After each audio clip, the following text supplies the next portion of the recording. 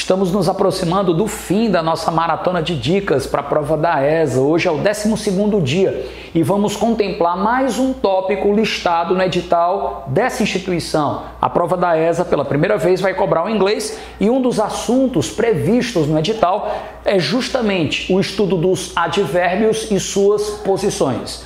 Como eu já falei anteriormente no nosso aulão, os advérbios em inglês eles pertencem às mais variadas categorias. Eu tenho advérbios de modo, frequência, lugar, tempo, porém, é muito provável que a prova da ESA cobre uma questão envolvendo o posicionamento dos advérbios em uma oração. Então, faça um esforço para lembrar que quando você está trabalhando com verbos comuns, a gente chama isso de forma padrão.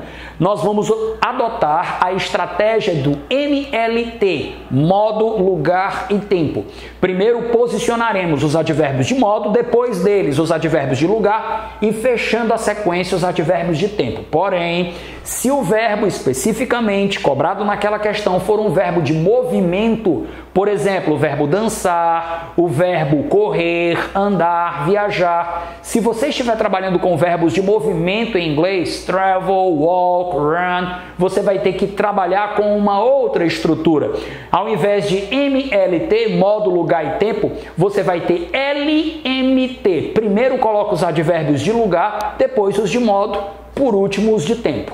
Vamos aplicar isso numa situação prática, vamos trabalhar com essa questão da AFA. Olha o que ele diz. Choose the alternative, escolha a alternativa, which has its adverbs, que tem seus advérbios, in the most usual order, na sua forma mais usual, de maneira mais comum, following a verb of movement, um verbo de movimento.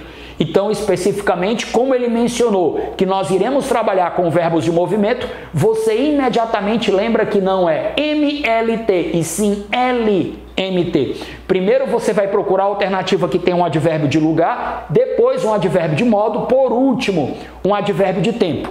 Então, observem, no item A ele já começou com um advérbio de lugar. Então, a gente descarta, porque primeiro eu preciso do sujeito, posteriormente ao sujeito o verbo e só então eu começo a organizar os meus advérbios.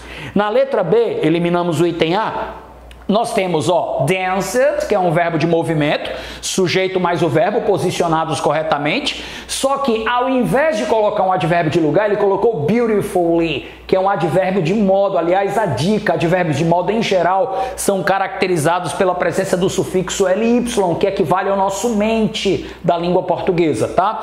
Como é um verbo de movimento, eu primeiro precisaria ter colocado o advérbio de lugar, at the party, depois eu colocaria o advérbio de modo, beautifully, e por último o advérbio de tempo, yesterday. Resumo da ópera, tá tudo errado. Letra C, na letra C nós temos o verbo sat, que é o passado irregular do verbo sit, que é o verbo sentar. Pode sim ser considerado um verbo de movimento, ok? Se eu estou trabalhando com um verbo de movimento, primeiro eu preciso colocar o advérbio de lugar, on the chair, para dizer onde ele sentou na cadeira. Depois um advérbio de modo, very quickly, muito rapidamente, ou seja, ele sentou na cadeira de forma muito rápida, ou seja, eu estou descrevendo a maneira como o sujeito pratica a ação. Por último, o advérbio de tempo. Cadê o advérbio de tempo, Daniel?